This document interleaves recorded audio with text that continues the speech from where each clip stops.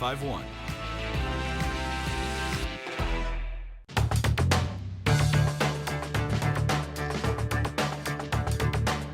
Welcome back. Longtime Democratic Congressman Jerry Nadler says he's not going to be running for re-election after 34 years on the job. 34 years. The 78-year-old from New York reportedly says he's not running again because, quote, it's time for generational change.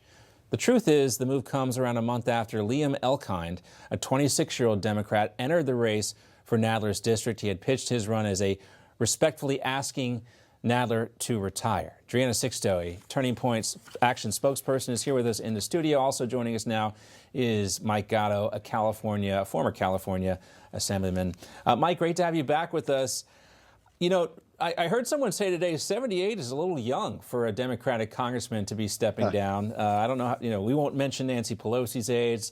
There's some other folks up there. Talked about Joe Biden as well. But really, this isn't Nadler's choice, right? This up-and-comer, this Liam Elkind is a rising star, and Nadler was probably going to get pushed out in the primary. Yeah, I mean, look, there's a lot of truth to your joke. I remember a couple of years ago when I was in office and the Democratic Party here, we like to tell ourselves that we're the party of youth. And yet, we had Jerry Brown leading the state at that time. We had Dianne Feinstein. We had all sorts of folks, Nancy Pelosi, Joe Biden, who were well on their way to advance senior citizens. And by the way, there's nothing wrong with staying in office if you've got experience. But, I think at some time it is appropriate to let the younger fellas have a chance. Mm-hmm. And, New York has a very long pattern of unceremoniously kicking out their senior statesmen. That's why we have AOC in there. So, maybe he's making the right choice, but I wish him a very happy retirement. Yeah, will AOC kick out Chuck Schumer? That's the question. And Driena, when you look at Jerry Nadler and his career, I mean, it's always bittersweet for us when someone like this steps aside because we got a lot of content out of Jerry Nadler. Take a look at this clip when we couldn't even see him at his own news conference. These people are wearing masks and are totally unidentified, and the question is why? The question is why. It's completely improper, and again, one has to assume they're hiding something or they're hiding misbehavior, because otherwise, why would they be wearing masks and denying their identities? The question we had is, why couldn't they get Jerry Nadler a box to stand on? I mean, the poor guy.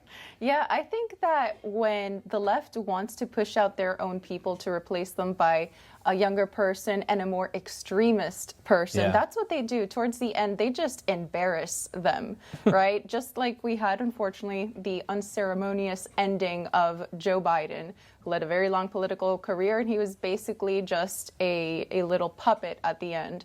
It's very unceremonious. I think the same thing is going to happen with Cuomo.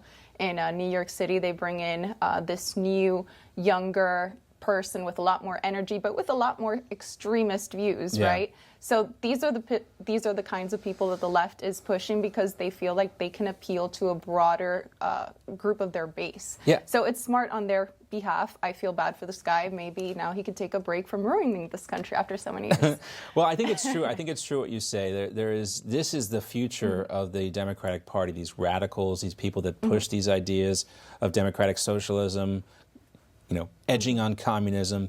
All right, let's go back and welcome back Mike Gatto and talk more about this, Mike. We also have some members of Congress doing very well, including Ilhan Omar now. She's making some headlines because her latest financial disclosures show a net worth of $30 million. These numbers show that Omar and her husband, their net worth skyrocketed by at least 3,500% just in 1 year. Go make some money. I'm all about that. But don't you think it's going to be a little difficult for Ilhan Omar to talk about fighting the oligarchy now that she is worth $30 million? I do. Look, you've had me on before. I'm not a huge fan of her politics. I respect her. I think she's a good speaker. She's charismatic. Not a huge fan of her politics. But that said, I think this is a little bit much to do about nothing. She married a guy who has one of those like hedge fund, financial funds things. And this skyrocketing of her net worth largely just reflects her new marriage, right? It's largely because you have to report your spouse's net worth. You do raise a good point, though. She is now very, very comfortably in the 1%. That's the 1% of the 1% range right there.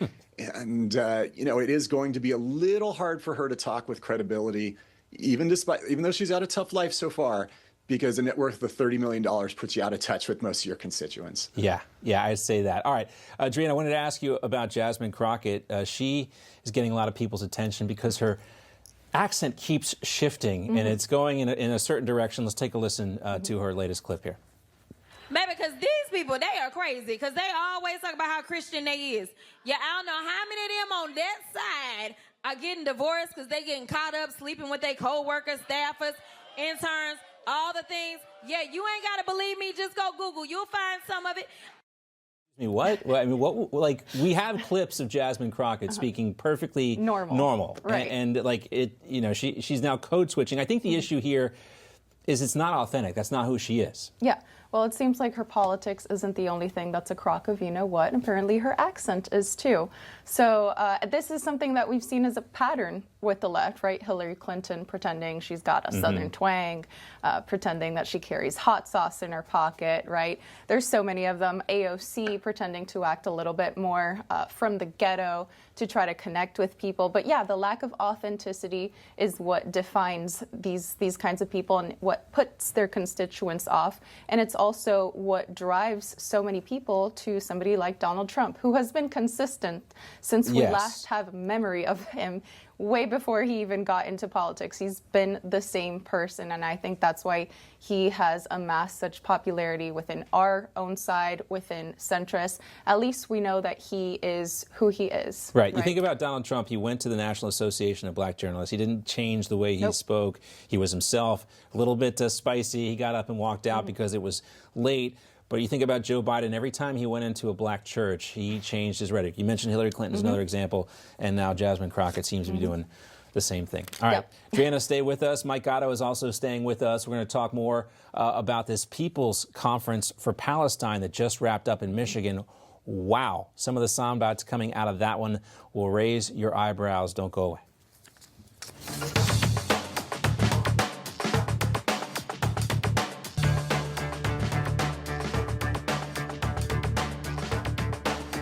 All right, welcome back. Some breaking news. Iowa Republican Senator Joni Ernst officially announcing that she will not seek re-election in 2026. In a YouTube video posted earlier today, Ernst said, quote, "While this chapter of elected office will soon close, I will always find ways to best serve my community, state, and the great United States of America." Ernst was first elected to the U.S. Senate in 2014 and is serving her second term. Well, in Michigan, the People's Conference for Palestine just wrapped up. This was happening in Detroit. Many consider it a platform for radicals to spew hate and anti-Semitism.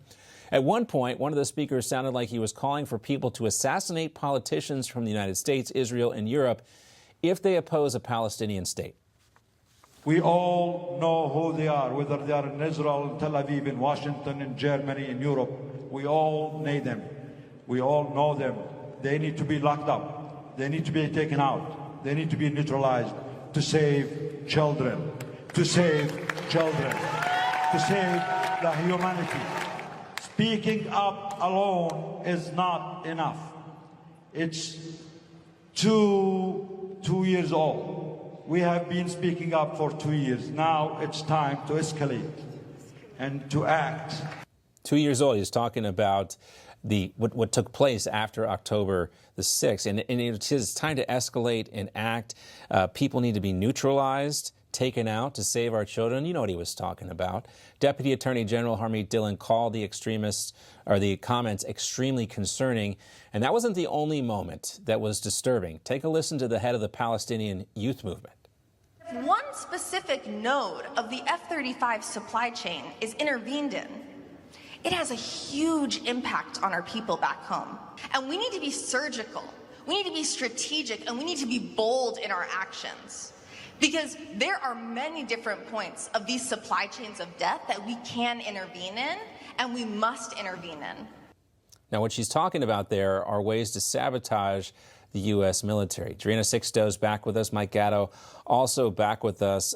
Mike, you know, you can put these people in a category of extremists, but we also saw Congresswoman Rashida Tlaib, a Democrat, a Palestinian activist herself, at this conference. When you have that type of rhetoric, and we know the conversation is charged, we've seen assassination attempts on President Trump. We just saw this shooting in Minneapolis. Do you think she should maybe have sat this one out?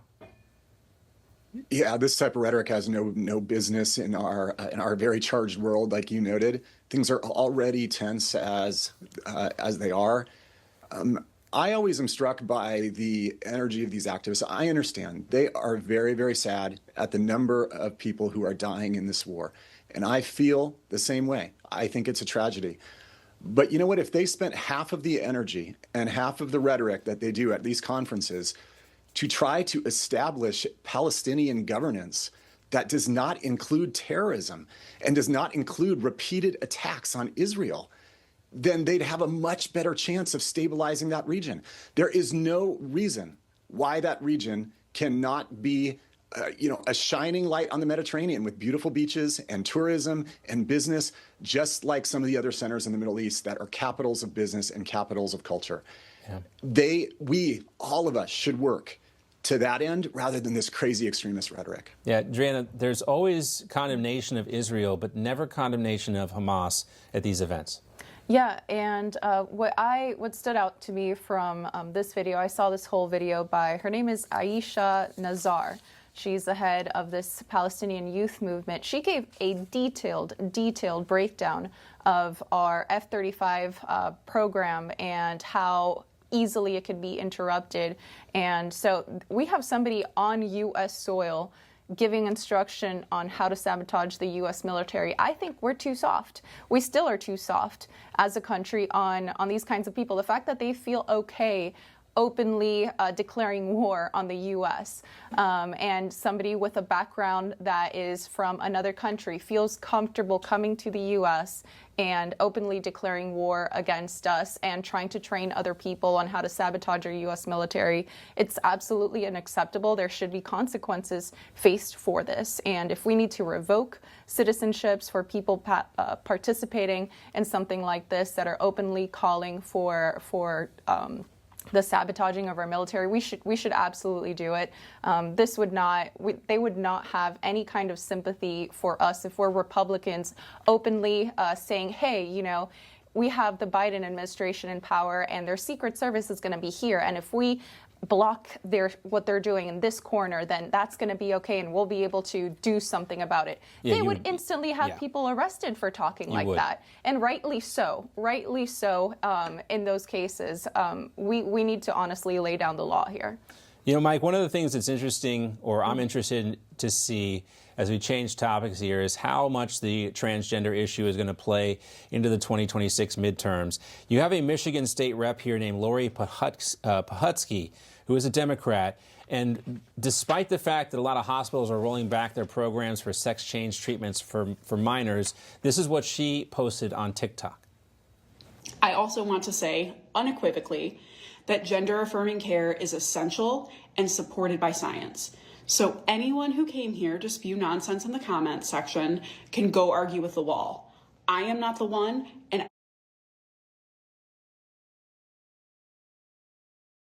I do not give a damn. I have spent my entire time in the Michigan House supporting and passing legislation to protect trans Michiganders, and that isn't going to stop. Now, using her own words there, she said she spent her entire time in the Michigan State House focused on trans issues. Is that a winning strategy for Democrats in a swing state like Michigan? I'm not familiar with her district, but she's all in on this issue. Yeah, in a word, no. This is an issue that people feel very, very passionately about. But I think that Democratic elected officials and Democratic candidates can win and can actually be more relevant in the country right now if we go back to bread and butter issues. It's talking about inflation. It's talking about how hard it is to buy a home if you're a young person. It's talking about how hard it is to get a good job and feel like you're part of the economy if you're a young person. That's what the Democratic Party was like when I was a kid, right? It was a party that just stood up and said, hey, we're for the working person. We're the party that's going to stick up so that everybody can have a fair shake at the American dream. That's the messaging that I'd like the Democratic Party to return to.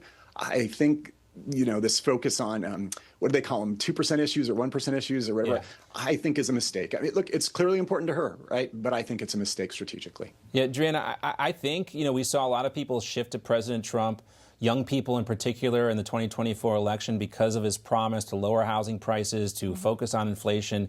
Whichever party has the better idea on making homes more affordable, making that seem like the American dream is actually attainable, they're going to get the youth vote in the next election. Yeah, no, absolutely. I think there's a psychopathic, weird obsession on behalf of Democrat politicians and their focus on this particular issue. I think that it is their way of pandering to this tiny group that I don't understand how it is beneficial to them, because obviously just by percentage-wise of what their constituency is, it would not help them to win elections. This is some kind of greater sickness. I think that for white liberal women especially, because this seems to be a topic that really just affects them, saying that they have a trans kid is really their way of getting additional attention. It's the equivalent for them, I think, of going to the shelter and adopting the three-legged dog missing one eye and saying, I'm such a great human. I think that this is what that is, and it's even worse than that, because in this case, they're disabling that child themselves by transing them. Yeah. One thing we do know for sure is that as President Trump has cut back the federal funds for these types of procedures, as we hear from more people who have undergone these procedures and wish they had not, we do see hospitals rolling them back. This in particular, this TikTok in particular, was a response to the University of Michigan saying they're no longer going to offer transgender treatment for minors. So there you go. We got more to come. Driena and Mike are staying with us. Our conversation will continue. Next, we're going to talk about Joy Reid. She's bashing her old network, MSNBC, and their new rebrand. And she says it looks too much like NewsMax. We'll talk about that next.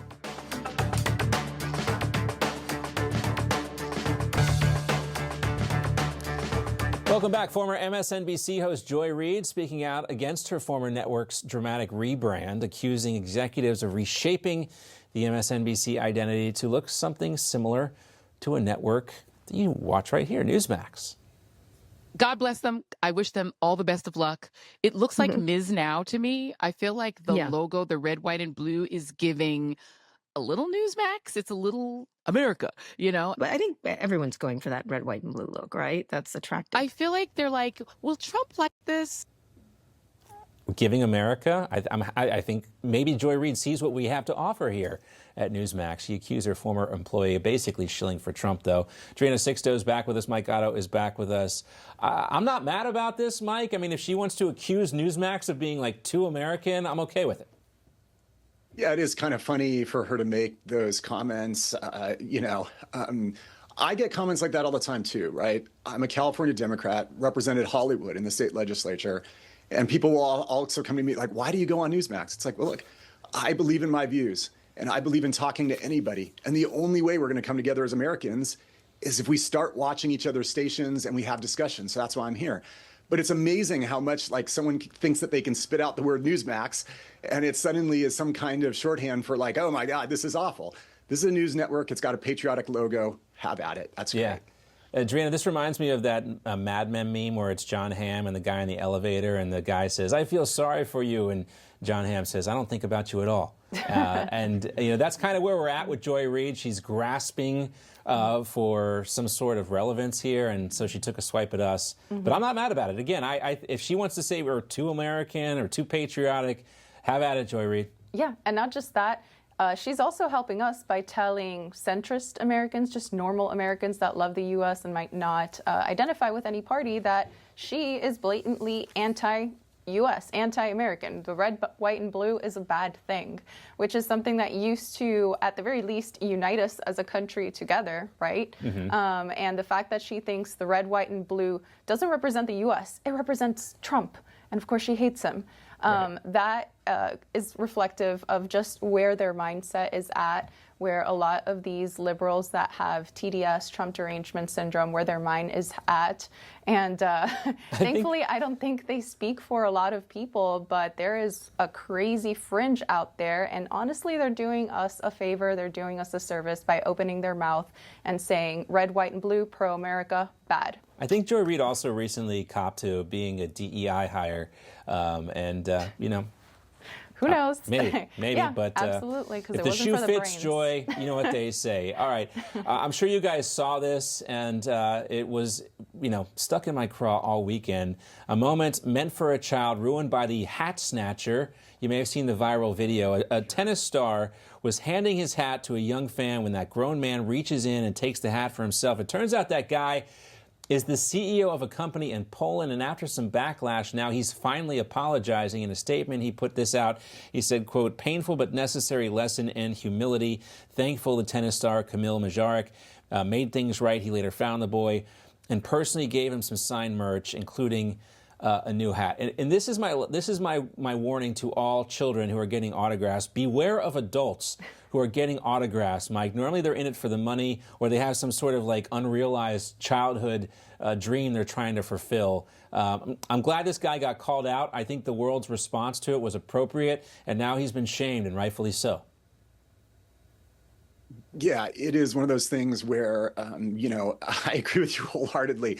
If you're a grown man or a grown woman and you're there at something and you've got an intense fan experience, it might be time to question how you're spending your adulthood. Yeah. And if you're grabbing something, whether it's a home run ball or whether in this case it's a hat away from a kid who should be having a fun childhood experience, you got to look yourself in the mirror and question if you're really doing the right thing and your approach to life. I think you hit on it, too, because there was a Mets fan, Driena, over the weekend that grabbed the ball away from it was a grown man, but clearly a situation where this guy was taken advantage of. I mean, it's just sports merch. It's not more important than life. No. Anyway, I think this guy got what he deserved. Absolutely, absolutely. It shows us that there's a lot of adults, just really adult children out there. Right. I think it's the only way you can discipline adult children is by a good public spanking sometimes, and that's what the internet gave him. And hopefully he did learn his lesson in sharing, again, like you have to teach a child. And this was absolutely the appropriate internet reaction. I don't think that he'll be doing this again anytime soon, at least not with cameras around. Without cameras around, who knows? Yeah, that's a great reminder as well for everyone that there are always cameras around nowadays, and your behavior more likely than not is going to get exposed. And like, look, is that his wife or his girlfriend? She's complicit in the act too, because he put it right there in the bag, and she's trying to give but anyway, the internet responded, and they didn't like it. They didn't like it one bit, and now this guy has been shamed, but he apologized. So we'll give him some grace on that. Hopefully he has learned his lesson. Great to have you both here with us, Driena Sixto, Mike Gatto. Thanks so much for being with us today. We'll talk to you both real soon. And Mike, tell all your friends out there in California, we don't mean any harm. We love having you on because you are one of the few common sense Democrats out there that can at least give us some insight on why you guys think the way you do. That's going to do it for this Tuesday edition of John Bachman Now. President Trump is set to